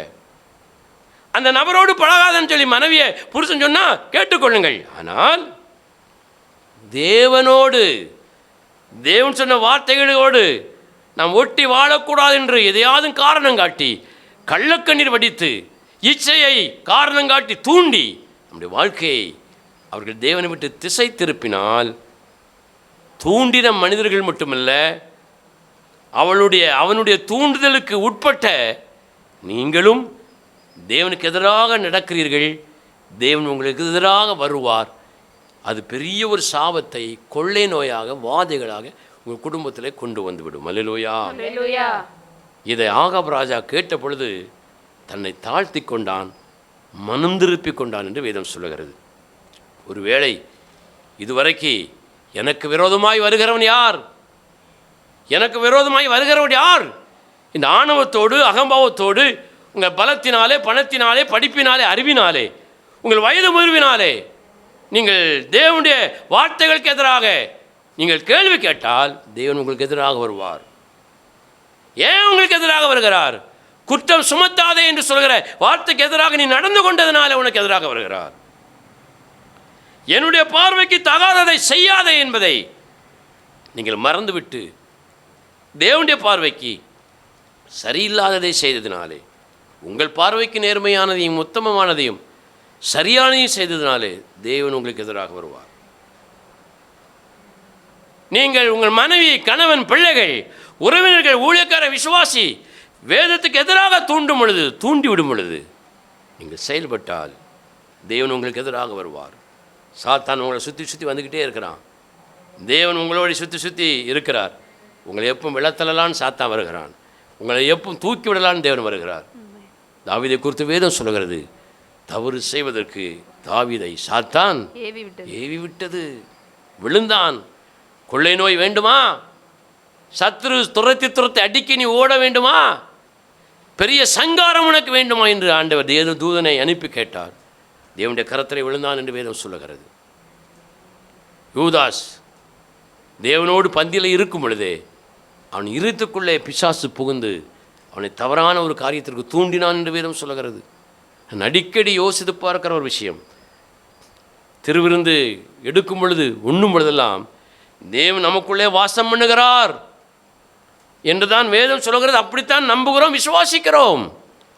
ஆனால் தேவனை நம்பாத, விசுவாசிக்காத, கீழ்ப்படியாத பிள்ளைகளுடைய வாழ்க்கையிலே திருவிருந்தை அசட்டையாக, துணிகரமாக, அலட்சியமாக, யார் எனக்கு விரோதமாய் வர முடியும், யோக்கியன் யார் இருக்கிறான், யோக்கியவதி யார் இருக்கிறார் என்று துணிகரமாக நீங்கள் எடுத்தால், யூதாஸ் ஒரு அப்போஸ்தலன், வரங்களை பெற்றவன், தேவனால் அழைக்கப்பட்டு, முன்குறிக்கப்பட்டு, தெரிந்து கொள்ளப்பட்டவன், ஊழியம் செய்தவன், தேவனோடே கூட இருந்தவன்.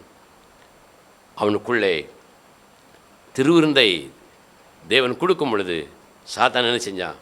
உள்ளே போயிட்டான்னு வேதம் சொல்லுது. ஜாக்கிரதையாக இருக்கணும்.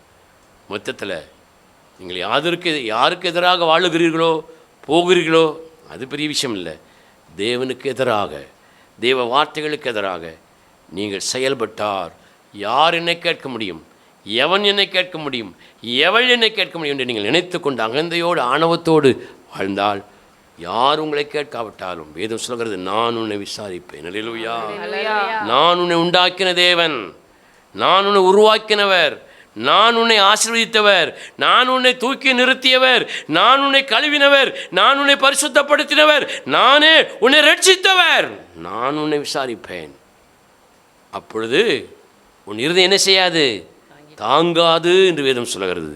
ஆகவே ஒருவேளை தகாததையும் குற்றம் இல்லாத மனிதர்கள் மேல் குற்றம் சுமத்துவதையும், மனைவி சொன்னால், புருஷன் சொன்னான், பிள்ளைகள் சொன்னார்கள், அப்பா அம்மா சொன்னார்கள், என் சமுதாயம் சொன்னது, என் ஜாதி ஜனம் சொன்னது என்று சொல்லி தேவனுடைய வார்த்தைக்கு எதிராக நீங்கள் செயல்பட்டால் வாதைகளும் கொள்ளை நோய்களும் நமக்கு எதிராக நிச்சயமாக வரும். ஒருவேளை இப்பொழுது வந்திருக்கலாம், ஒருவேளை இனிமேல் வரலாம். அதிலிருந்து நாம் விடுபட வெளியே வர வேண்டுமானால், நம் குடும்பம் வெளியே வர வேண்டுமானால் நம்மை தாழ்த்துவோம், உணர்வோம். ஆண்டவரே, உன்னுடைய பார்வைக்கு தகாததாக இருக்குமானால் நான் என்னை திருத்திக் கொள்கிறேன் அப்பா, என்னை மாற்றிக்கொள்கிறேன் ஆண்டவர் என்று நம்மை தாழ்த்தும் பொழுது மெய்யாகவே தேவன் மனமிறங்கி நமக்கு மன்னிப்பையும் ஆசீர்வாதத்தையும் அருள்வார் என்பதில் சந்தேகம் இல்லை. எத்தனை பேர் நம்புகிறீர்கள்? எத்தனை பேர் விசுவாசிக்கிறீர்கள்? கரங்களில் தேவனை மகிமைப்படுத்த பார்க்கலாம். அப்படி நம்ம எழும்பி நிற்போம், கண்களை மூடி தேவ சமூகத்தில் அப்படியே நம்ம மனம் திருப்புவதற்காக ஒப்பு கொடுத்து நம்மை தாழ்த்தி தேவ சமூகத்தில் அர்ப்பணிப்போம். ஆண்டவரே, என்னை ஒப்பு கொடுக்கிறேன் ஆண்டவரே, ஒப்பு கொடுக்கிறேன் ஆண்டவரே. ஆமென். ஹல்லேலூயா. ஹல்லேலூயா. வாய்களை திறந்து அப்படியே தேவ சமூகத்தில் ஜெபிங்க பார்க்கலாம். ஹல்லேலூயா. நீர் எனக்கு எதிராக வருவதை ஆமென் நான் அறியாதிருந்தேன் என்று பிழையாம் தீர்க்கதரிசி சொன்னார். ஹல்லேலூயா. எப்படி அறிந்து கொள்வது? ஹல்லேலூயா. சிங்கத்தின் குகைக்குள் ஆமென். மாட்டிக்கொண்ட தானியேல் வெளியே வந்தான். ஆமென். ஹல்லேலூயா. சிங்கத்தின் குகைக்குள் வீசப்பட்டவர்கள் ஸ்தோத்திரம். அழிந்து போனார்கள். ஆமென். ஹல்லேலூயா. ஹல்லேலூயா. உன்னை விழுங்கலாம் என்று ஹல்லேலூயா. சத்ருவானவன் கெச்சிக்கிற சிங்கத்தை போல ஹல்லேலூயா. வகை தேடி அலைந்து கொண்டே இருக்கிறான் என்று வேதம் சொல்லுகிறது. ஹல்லேலூயா. ஸ்தோத்திரம். நீ உன்னையும் உன் குடும்பத்தையும் தப்புவித்துக் கொள்ள ஒன்று செய். ஸ்தோத்திரம். தேவனோடு மனம் திரும்பி ஒப்புரவா, ஆமென். ஆமென் ஐயா. மனம் திரும்பி ஒப்புரவா. ஹல்லேலூயா. ஸ்தோத்திரம் ஆண்டவரே. தேவனுடைய பார்வைக்கு தகாததை ஹல்லேலூயா. செய்ததை நினைத்து மனம் திரும்பி மனவருந்தி ஆண்டவர்கிட்ட உன்னை தாழ்த்து. ஹல்லேலூயா. ஸ்தோத்திரம் ஆண்டவரே. அவள் என்னை தூண்டினாள், அவன் என்னை தூண்டினான் ஹல்லேலூயா. ஸ்தோத்திரம். என்கிற தவறான ஒரு ஹல்லேலூயா. காரியத்திலே விழுந்து போன மனிதனாக மனுஷியாக நீங்கள் இருந்தால், ஒருவேளை நீங்கள் ஆதாமை போல குற்றஞ்சாட்டலாம். நீர் தந்த அந்த மனைவிதான் எனக்கு இதை செய்தாள், தந்தாள். நீர் தந்த மனைவிதான் எனக்கு இந்த பழத்தை சாப்பிட கொடுத்தாள். ஹல்லேலூயா. நீர் தந்த கணவன் தான் எனக்கு இதை செய்ய சொன்னான். ஆமென். நீர் தந்த பிள்ளைகள் தான் என்னை இப்படி செய்ய சொல்லுகிறார்கள். ஹல்லேலூயா. தப்ப முடியாது. ஆமென். ஆதாமும் ஏவாளும் ஹல்லேலூயா. ஒருவர் மீது ஒரு குற்றம் சாட்டினார்கள். ஆமென். சாத்தான் மீது குற்றம் சாட்டினார்கள். ஹல்லேலூயா. அது பெரிய விஷயம் இல்லை. ஹல்லேலூயா. நீங்க மனம் திரும்பி இருந்தால் அதுதான் பெரிய விஷயம். ஸ்தோத்திரம். ஸ்தோத்திரம். தவறு செய்து விட்டோம், ஸ்தோத்திரம். நான் பாவி ஹல்லேலூயா. என்று மனம் திரும்பும் பொழுது மாத்திரமே தேவன் நம்மை ஆசீர்வதிக்க முடியும். ஹல்லேலூயா.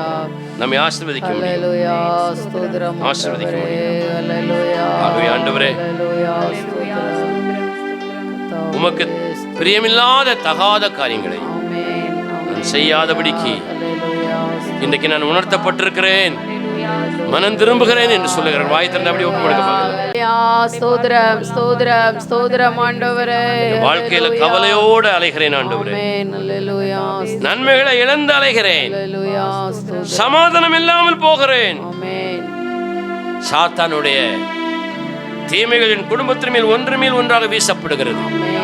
கொள்ளை நோயை நீ அனுமதிப்பதினாலே அவர்களின் குடும்பத்தை சுற்றி சுற்றி வருகிறது ஆண்டவரே. ஆமென். ஹல்லேலூயா. சத்துருக்கள் என் மீது பொறாமையினாலே சுற்றி சுற்றி வருகிறார்கள். ஆமென். என் பலவீனங்கள் என் உற்சாகத்தை இழக்க செய்கிறது ஆண்டவரே. ஹல்லேலூயா. ஸ்தோத்திரம். ஹalleluya. ஒப்பு கொடுக்கிறோம் ஐயா, ஒப்பு கொடுக்கிறேன். ஒப்பு கொடுக்கிறோம் ஐயா. ஸ்தோத்திரம். உமக்கு தகாததை ஹalleluya செய்வதை நினைத்து மனம் வருந்துகிறேன். ஆமென். ஹalleluya. நீர் என்னை ஏவுகிற தூண்டுகிற ஆமென். காரியங்களை விட்டு விட்டு என் மனைவி, என் புருஷன், என் பிள்ளைகள், மற்ற மனிதர்கள் தூண்டுகிற காரியங்களுக்கு செவி கொடுத்ததை நினைத்து துக்கப்படுகிறேன், ஆமென். மனம் திரும்புகிறேன். ஹalleluya. என் குற்றத்தை ஒருவர் உணர்த்தும் பொழுது குற்றமில்லாத அவர்கள் மேல் காரணம் இல்லாமல் குற்றங்களை சுமத்துகிறேன் ஆண்டவரே. ஹalleluya. ஸ்தோத்திரம். சாத்தானை போல குற்றம் சாட்டுகிறேன். ஹalleluya. குற்றம் சாட்டுகிற, குற்றம் சுமத்துகிற வார்த்தைகள் என் வாயிலிருந்து வந்து விட்டது என்று சொன்னாலே, தேவன் இல்லை, சாத்தான் தான் உன்னை அப்படிப்பட்ட தவறுக்கு தூண்டுகிறான் என்பதை ஹalleluya. நான் உணர்கிறேன். ஆமென். நாங்கள் உணர்கிறோம் ஆண்டவரே. ஹalleluya. ஒப்பு கொடுக்கிறோம். ஆமென். எனக்கு பலன் தாரும், எனக்கு பலன் தாரும் ஆண்டவரே. பலன் தாரும் அப்பா. ஹalleluya. எனக்கு கற்றுத்தாரும் ஆண்டவரே. ஆமென். ஹalleluya. வேத வசனத்தை அறிந்து கொள்ள எனக்கு பலன் தாரும். ஸ்தோத்திரம். ஸ்தோத்திரம் ஆண்டவரே. ஆமென். பலன் தாரும் ஐயா. ஸ்தோத்திரம். எப்படி நான் ஜெபிக்க வேண்டும், எதற்காக ஜெபிக்க வேண்டும், கற்றுத்தாரும் ஆவியானவரே. எப்படி நான் ஜெபிக்க வேண்டும், எதற்காக ஜெபிக்க வேண்டும், கற்றுத்தாரும் ஆவியானவரே. சரணம் புரிந்து கொண்டு விளக்கங்களை அறிந்திட வெளிச்சம் தாரும் ஆவியானவரே. வேத வசனம் புரிந்து கொண்டு விளக்கங்களை அறிந்திட வெளிச்சம் தாரும் ஆவியானவரே. ஆவியானவரே. ஆவியானவரே. பரிசுத்த ஆவியானவரே. ஆவியானவரே. ஆவியானவரே. பரிசுத்த ஆவியானவரே. எங்களுக்குள்ளே வாசம் செய்யும் ஆவியானவரே, இந்நாளிலும் சித்தம் போல் நடத்தி செல்லும் ஐயா. எங்களுக்குள்ளே வாசம் செய்யும் ஆவியானவரே, எந்நாளிலும் சித்தம் போல் நடத்தி செல்லும் ஐயா. எங்கு செல்ல வேண்டும், என்ன சொல்ல வேண்டும், வழி நடத்தும் ஆவியானவரே. எங்கு செல்ல வேண்டும், என்ன சொல்ல வேண்டும், வழி நடத்தும் ஆவியானவரே. உம் விருப்பம் இல்லாத இடங்களுக்கு செல்லாமல் தடுத்து நிறுத்தும் ஆவியானவரே. உம் விருப்பம் இல்லாத இடங்களுக்கு செல்லாமல் தடுத்து நிறுத்தும் ஆவியானவரே. ஆவியானவரே. ஆவியானவரே, பரிசுத்த ஆவியானவரே, ஆவியானவரே, ஆவியானவரே. பரிசுத்த ஆவியானவரே, எங்களுக்குள்ளே வாசம் செய்யும் ஆவியானவரே. இந்நாளில் சித்தம் போல் நடத்தி செல்லும் ஐயா. எங்களுக்குள்ளே வாசம் செய்யும் ஆவியானவரே. எந்நாளிலோ சித்தம் போல் நடத்தி செல்லும் ஐயா. ஆவியானவரே, ஆவியானவரே, பரிசுத்த ஆவியானவரே, ஆவியானவரே, ஆவியானவரே, பரிசுத்த ஆவியானவரே. அப்படி கரங்களை தட்டி கர்த்தரை மகிமைப்படுத்துவாங்களா? ஹalleluya, ஹalleluya, ஹalleluya, ஹalleluya. குற்றமில்லாதவர்கள் மேல் குற்றத்தை நாம் சுமத்தும் பொழுது, தேவனுடைய பார்வைக்கு தகாததை நாம் செய்யும் பொழுது, யாரோ ஒருவர் தூண்டிவிட்டார் என்பதற்காக தேவனுடைய தூண்டுதலை நிராகரித்து விட்டு அல்ல தட்டி விட்டு அந்த மனிதர்களுடைய தூண்டுதலுக்கு இசைவாய் நாம் நடந்து கொள்ளும் பொழுது தேவன் நமக்கு எதிராக வருகிறார், நம்முடைய குடும்பத்திற்கு எதிராக வருகிறார், நம்முடைய வேலை தொழிலுக்கு எதிராக வருகிறார், நம்முடைய வாசஸ்தலங்களுக்குள்ளே வாதைகளை அனுமதிக்கிறார், கொள்ளை நோய்களை அனுமதிக்கிறார், கண்ணீர் கவலைகளை அனுமதிக்கிறார், சமாதான கேடுகளை அனுமதிக்கிறார். இவைகளை விட்டு தாழ்த்தி மனம் திரும்பும் பொழுது தேவன் நன்மையானவைகளை அனுமதிக்கிறார், கொடுக்கிறார் என்று வேதம் சொல்லுகிறது. தேவன் அப்படி நமக்கு தரப்போகிறோம். கர்த்தரை ஸ்தோத்திரம் பண்ணுவோம். ஹல்லேலூயா.